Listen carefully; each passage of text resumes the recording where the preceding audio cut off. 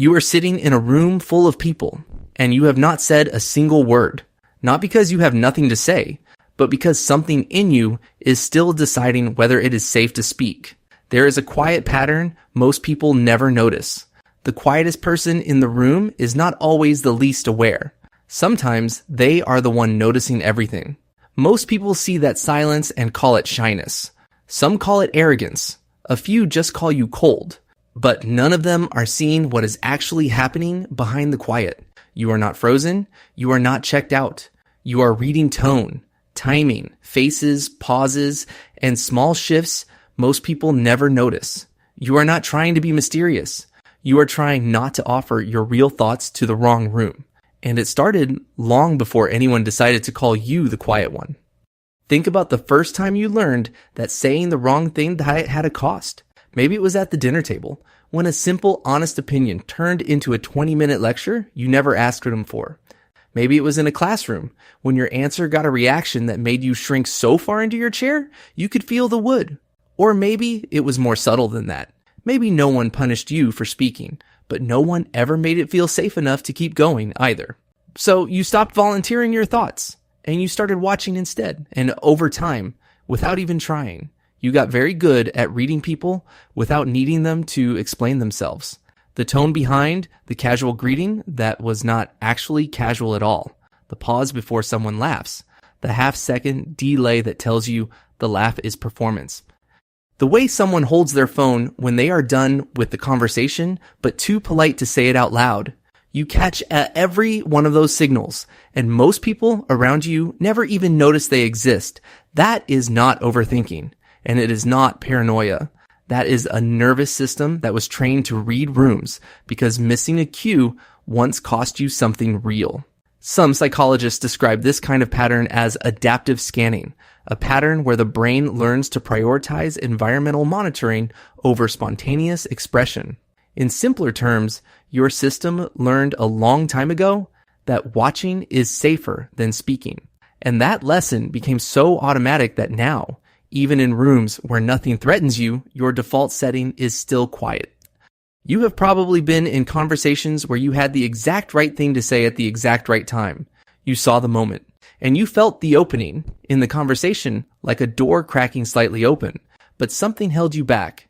Not fear exactly, more like a filter pressing gently on your chest.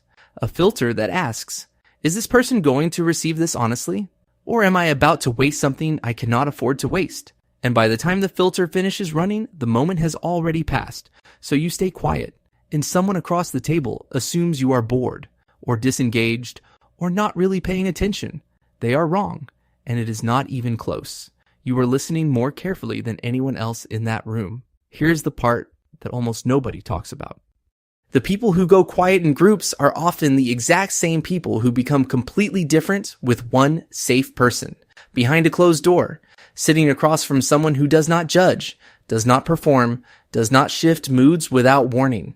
That version of you talks more than anyone would expect. That version laughs louder than anyone imagines, has opinions that could fill hours, humor that catches people off guard, and a warmth that fills every corner of the room. But the world rarely gets to see that version, because that version only appears when your nervous system finally receives the one signal it has been scanning for your entire life. Safety. Not the kind of safety that means no one will physically hurt you. The kind that means no one will misread you.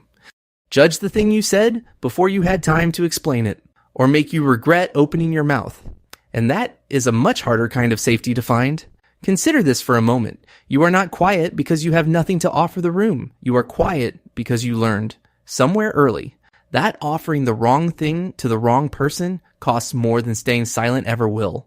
That is not weakness, and it is not something that makes you defective. That is a deeply trained survival instinct disguised as a personality trait, and it has been running your social life longer than you realize, and the cost of carrying it is real. You have been passed over in job interviews because you did not perform confidence loudly enough. You have watched friendships fade because people mistook your quiet for disinterest.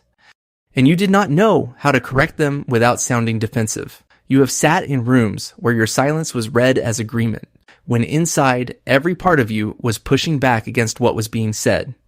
And the loneliest version of being quiet is not the kind where nobody is around. It is the kind where everyone is around, and not a single person in that room knows you are actually there.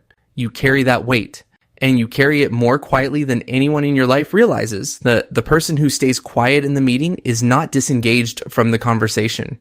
They are running layers of processing the loudest voice in the room may never even notice. The person who does not speak up in the group chat is not ignoring anyone or being difficult. They are choosing words carefully because they learned that once something is said out loud, it cannot be unsaid or explained away. The one who only fully opens up to 2 or 3 people in their entire life is not antisocial. They are selective in a world that rewards volume over value, quantity of words over quality of connection. You are not shy. You are not cold. And you are not arrogant. You are not broken. And you are not hard to reach.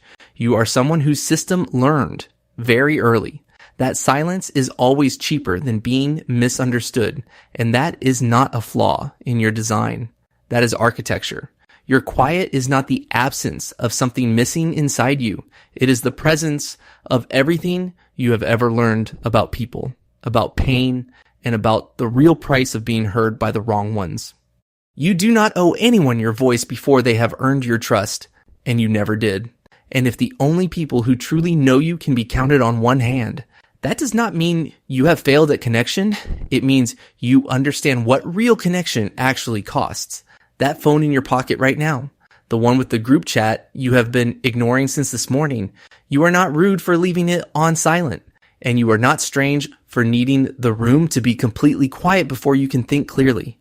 You are not broken for choosing your words like they matter, because to you, they always have. If your silence has ever been mistaken for something, it was not.